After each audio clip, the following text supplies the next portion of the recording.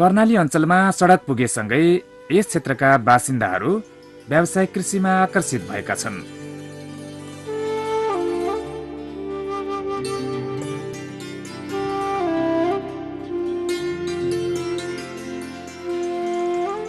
कर्णालीको कृषिमा धेरै सम्भावना बोकेको जिल्ला हो जुम्ला जिल्ला। कृषि विकास मन्त्रालयको उच्च मूल्य कृषि वस्तु विकास आयोजना एसभीएपी र उच्च पहाड कृषि व्यवसाय तथा जीविकोपार्जन सुधार आयोजना हिमालीले कृषक समूह, सहकारी तथा व्यवसायहरूलाई व्यवसाय सञ्चालन तथा विस्तार गर्न अनुदान उपलब्ध गराई कृषिको व्यावसायीकरणको सम्भावना बोकेको जुम्लामा विभिन्न उपायोजनाहरू सञ्चालन गरिरहेका छन्।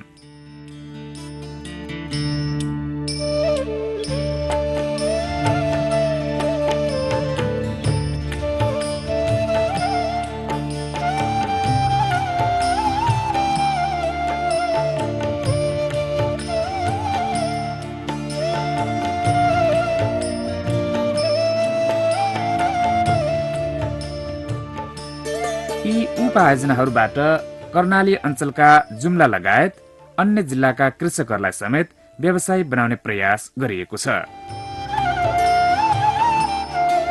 उच्च मूल्य कृषि वस्तु विकास आयोजना एसभीएपीले 7 वटा मूल्य श्रृङ्खला मध्ये जुम्लामा स्याउ उत्पादन, भण्डारण, बजारीकरण, रोगकिरा तथा बगैँचा व्यवस्थापन र काँटछाँट लगायतका क्रियाकलापहरूमा विभिन्न समूह सहकारी मार्फत उपायोजनाहरू सञ्चालन गरेको छ।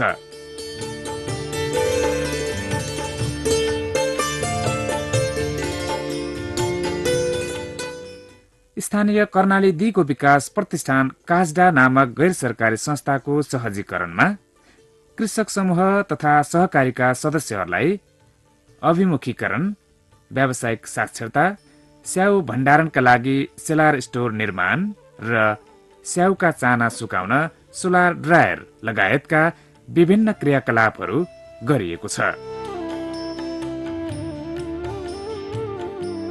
उच्च पहाड कृषि व्यवसाय तथा जीविकोपार्जन सुधार आयोजना हिमालीले आयोजना लागू भएका देशभरका अन्य 10 जिल्ला जस्तै जुम्लामा पनि जडीबुटी प्रशोधन, गाई पालन, केशर खेती, भेडा बाख्रा पालन, तरकारी खेती लगायतका विभिन्न उपायोजनाहरू सञ्चालन गरिरहेको छ।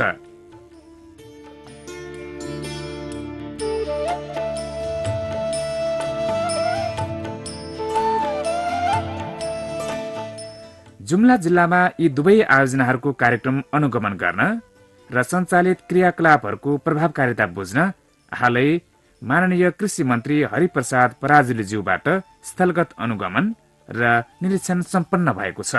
माननीय मन्त्रीज्यूको साथमा माननीय सभासद बल बहादुर महतज्यू पनि हुनुहुन्थ्यो।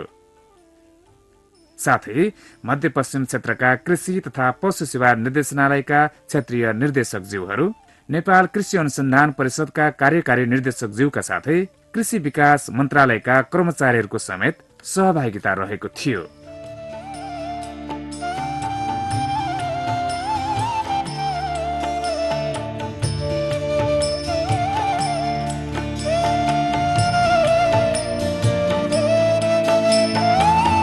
अनुगमनको लागि जुम्ला पुग्नुभएका माननीय कृषि मन्त्रीज्यूलाई यी दुवै आयोजनाका प्रमुख सहित जुम्ला स्थित सरकारी कार्यालयका प्रमुखहरू, सुरक्षा निकायका प्रमुख, उद्योगी व्यवसायी र कृषकहरूद्वारा जुम्ला विमानस्थलमा भव्य स्वागत गरियो।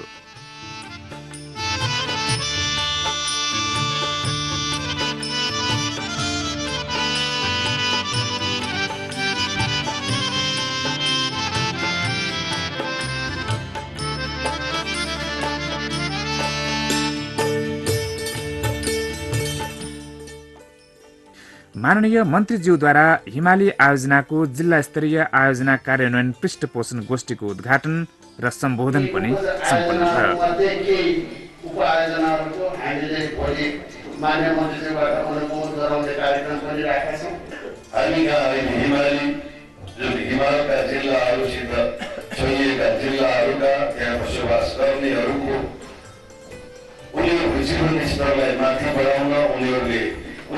कृषिको क्षेत्रमा उनीहरूलाई व्यावसायिकरण गर्नका निमित्त जुन आयोजनाले तपाईँलाई सहयोग गरिरहेको छ त्यस्तै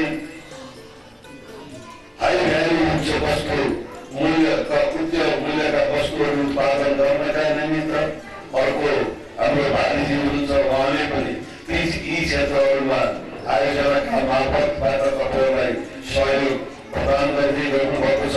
यी काममा हिमालीका सहयोग लिएर काम गरिरहेका संस्थाहरू यही उत्सुकताका साथ यही जागरुकताका साथ लागू हुनेछ। कृषिमा व्यावसायिकतातिर लम्किरहेका जुम्लावासीलाई नयाँ कृषि अभियान कृषि सहकारी संस्थाको उद्घाटनसँगै उत्साह थपिएको छ। सम्म चाहिँ 30वटा उपायोजना, त्यसमा 23वटा स्याउका, 4वटा तरकारीको बिउको र 3वटा चाहिँ खसी पोकामा चाहिँ छ भने एउटा विन्डो 1 भन्ने चाहिँ हाम्रो चाहिँ यही जुम्ला जिल्लामा अवस्थित एउटा स्याउको प्रशोधन सम्बन्धमा चाहिँ हामीले सम्झौता गरेका छौँ। सम्भावनाको पोको पनि छैन। त्यो सम्भावनालाई हामीले कसरी क्याच गर्ने त्यो नै हाम्रो चाहिँ महत्त्वपूर्ण अवयव हो, महत्त्वपूर्ण तत्त्व हो। त्यसलाई नै हामीले आत्मसात गर्नुपर्छ र त्यो अनुसार अगाडि बढ्न सक्यो भने साँच्चीकै जुम्लाले आफ्नो मुहार फेर्नेछ। जुम्लाका कृषकहरूका निमित्त अघिका कामहरू गर्नेछ र कृषकहरूको आर्थिक उन्नति गर्ने कुरा, उसका हगित हुने कुरा त छँदैछ। मलाई आशा छ निश्चित रूपमा यो नयाँ कृषि अभियान कृषि सहकारी संस्थाले जुम्लाका सामाजिक क्रियाकलापमा पनि आफ्नो एक्टिभिटी देखाउने नै छ। नेपाल सरकारले विगतदेखि नै राष्ट्रिय अर्थतन्त्रलाई 3 खम्बे आधारमा उभ्याउन पर्दछ र ग्रामीण क्षेत्रमा बसोबास गर्ने 65% जनताहरूको जीवन स्तरलाई समृद्ध नगरिकन राष्ट्रिय बजार समृद्ध हुँदैन।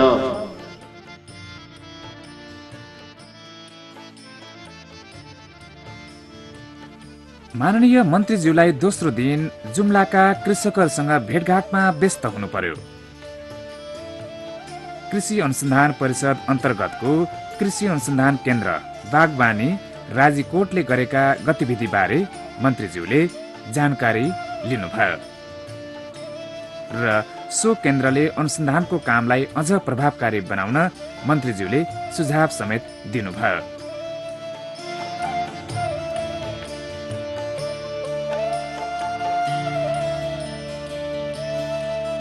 अनि यसलाई अलि व्यवस्थित गरेर त्यति गर्नलाई त यसमा पनि पैसा खर्च गर्नुभएको छ। यसलाई पनि ब्लकबाट गर्दाखेरि के हुन्छ तपाईँलाई अध्ययन गर्नका निमित्त यो ब्लक र त्यो ब्लकका बिचमा के धेरै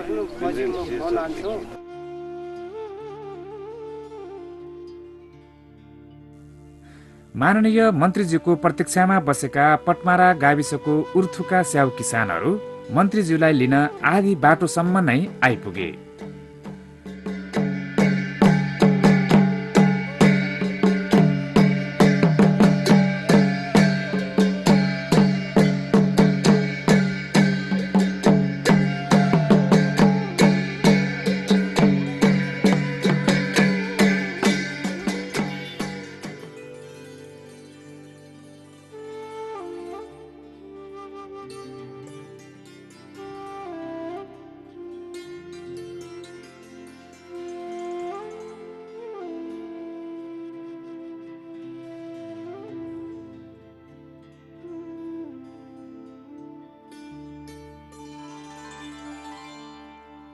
ढिला भयो लास्टका स्याउ राख्यो अरू स्याउ बेचिसक्यो। यस्तो तपाईँको छ नि त्यस्तो नराख्ने, त्यसलाई सस्तोमा चाँडै बेच्ने।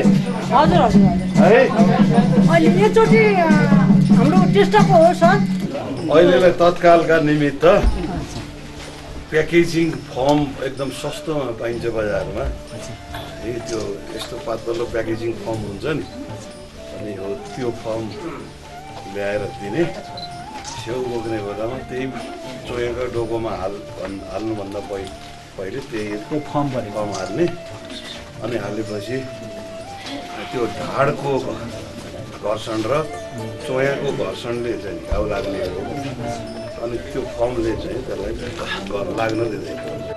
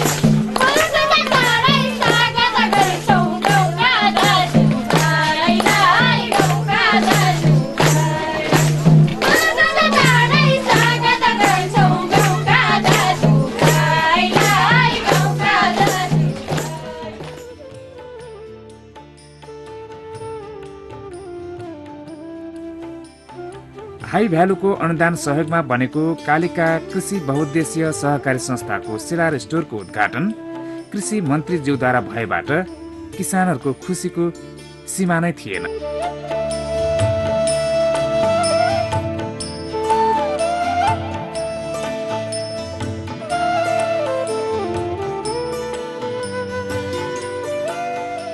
माननीय मन्त्रीज्यूद्वारा स्याउ ग्रेडिङका लागि ल्याएर थन्काइएको ग्रेडिङ मेसिनको समेत अनुगमन गर्ने कार्य सम्पन्न भयो।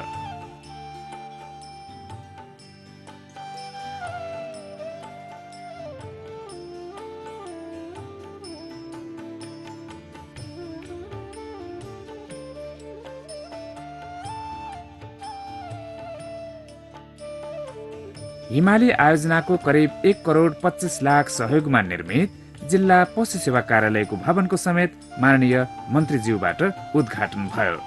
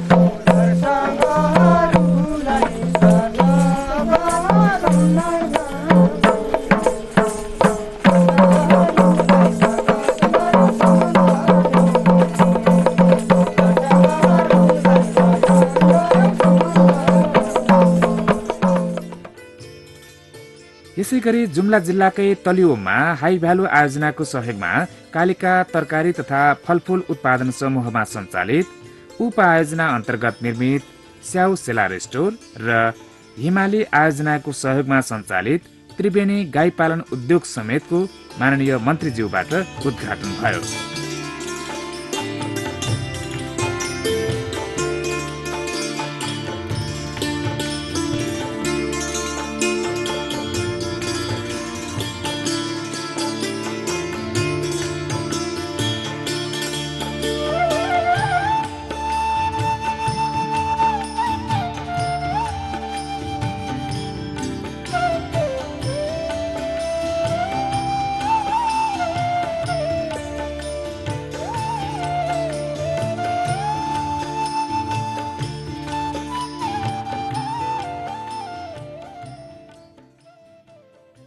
कोट चाहिँ हाम्रो हिमाली आयोजनाको 29,80,000 हो। हाम्रो समूहको लगानी चाहिँ 7,30,000 हो। जुम्ला विमानस्थलको नजिकै रहेको तलीचौरमा हिमाली आयोजनाबाट सहयोग भएको राधा तरकारी तथा बिउ उत्पादन उद्योगको पनि माननीय मन्त्रीज्यूबाट उद्घाटन भयो।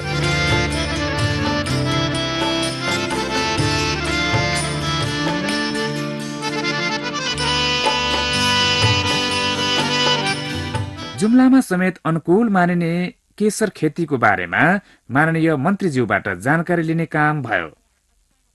Himalayan saffron cultivation processing and packaging उद्योगले केसरको फूल प्रशोधन र गाना उत्पादन तथा खरिदको काम गर्दो रहेछ। हिमाली आयोजनाको सहयोगमा सञ्चालित यस उपायोजनाले केसर खेतीलाई व्यावसायिक बनाउन पहल गरेको छ।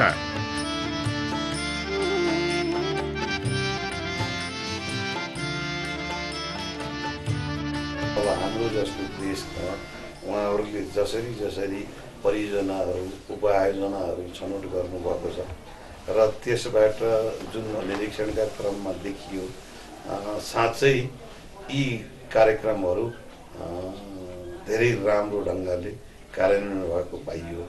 किनभने दूरदराजका कम पढे लेखेका महिलाहरूले त्यहाँ सेलाड हाउस बनाएर अनि त्यहाँ भण्डारण गरेको कुरो यो सुनेको होइन कि आफ्नै आँखाले देखेर आइयो। त्यस्तै गरेर यहाँ पारी पनि त्यस सेलाड हाउस देखियो, अर्को चाहिँ हिमालीको त्यहाँ देखियो, यो केसर खेती देखियो, तल बिउ उत्पादनका निमित्त गरिएका प्रयासहरू। अब यो त 200% मुनाफा, अब अर्को 100% अर्को गोडाई र बिउका निमित्त चाहिँ कटाउनु भयो भने पनि 100% मुनाफाप्रदायक चाहिँ उपायोजना चाहिँ रिजल्ट देखाएको देखियो। त्यसले गर्दा राम्रो छ। मन्त्रालय स्तरबाट गरिएको यो अनुगमनले यी बहुमहत्वका आयोजनाहरू र कृषि विकास मन्त्रालय अन्तर्गतका यस जिल्ला स्थित कृषि तथा पशु सेवा कार्यालयहरू, कृषि अनुसन्धान परिषद एवं अन्य सरकारी निकायहरूलाई आउँदा दिनका लागि कार्यक्रम कार्यान्वयनमा प्रभावकारिता ल्याउन मार्गनिर्देश गरेको छ। तर आयोजनाले अहिले गाजरको बिउमा, रायोको बिउमा, मुलाको बिउमा सानो कम्पनीसँग सम्झौता गरेर यहाँ चाहिँ जुम्लामा चाहिँ उत्पादन भइरहेको छ। तर अहिले भर्खर भनौँ न 2टा सरकारसँग उत्पादन गरिरहेको छ, एउटा समूहसँग उत्पादन भइरहेछ। हामीले चाहिँ 85% चाहिँ हामीले चाहिँ उत्पादन र त्यसपछिका भण्डारणका क्रियाकलापहरूमा चाहिँ हामीले सहयोग गरेका छौँ। अहिलेसम्म हेर्दाखेरि जुम्लामा 23वटा जति समूह सहकारीलाई चाहिँ हाम्रो चाहिँ सम्झौता भइसकेको छ भने टेस्टको लागि चाहिँ हामी चाहिँ जुम्ला जिल्लामा 3 ठाउँमा चाहिँ सिसेलारी स्थानमा चाहिँ हामीले चाहिँ सहयोग गरेका छौँ। पटमारा, कार्तिक स्वामी र हाम्रो चाहिँ यो तलियममा हाम्रो चाहिँ एसएनबीबाट हाम्रो चाहिँ कृषि उद्यम केन्द्रबाट चाहिँ त्यस्तो खालको व्यवसायसँग सम्बन्धित विज्ञहरूबाट पनि उहाँलाई त्यस्तो किसिमको चाहिँ सहयोग पनि सँगसँगै चाहिँ हामीले चाहिँ दिइरहेछौँ। उहाँलाई चाहिँ अनुरोध गऱ्यौँ र जुम्ला जिल्लामा चाहिँ अनुगमन गरिदिनु पर्यो भनेपछि उहाँको छोटो समयमा 2 दिनको समयमा चाहिँ हामीलाई मात्रै मिल्यो र 2 दिनको समयमा पनि हाम्रो लागि हाम्रो आयोजनाको लागि 1 दिनमा मात्रै समय मिल्यो। अहिलेसम्मको कार्यान्वयन अवस्था सन्तोषजनक नै छ र अब मन्त्रीज्यूको भ्रमणले हामी आयोजनामा काम गर्ने मान्छे, आयोजनालाई सघाउने जिल्ला स्थित कार्यालयहरू र व्यवसायहरूमा पनि उत्साह थपेको छ र अझ सक्रियतापूर्वक हामी काम गर्नेछौँ। र अब विशेष त अब कर्णाली अञ्चलमा का 4 जिल्लामध्ये व्यावसायिक रूपले यो बढी सम्भाव्य जिल्ला जुम्ला हो र त्यसमा हाम्रो प्रयास रहनेछ। जुम्लालाई कृषि र पशुपालनमा व्यावसायिक बनाउन उच्च मूल्य कृषि वस्तु विकास आयोजना र हिमाली आयोजना जसरी स्थानीयहरूको माझमा पुगेका छन्, त्यसरी नै कृषकहरू जुटेमा सञ्चालित उपायोजनाहरूमा गरिएको अनुदान सहयोग सदुपयोग हुने देखिन्छ।